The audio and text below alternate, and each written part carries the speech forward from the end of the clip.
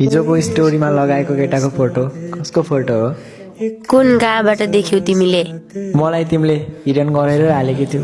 मलाई मेरो साथीले देखाएको थियो। ए त्यो मेरो दादा हो।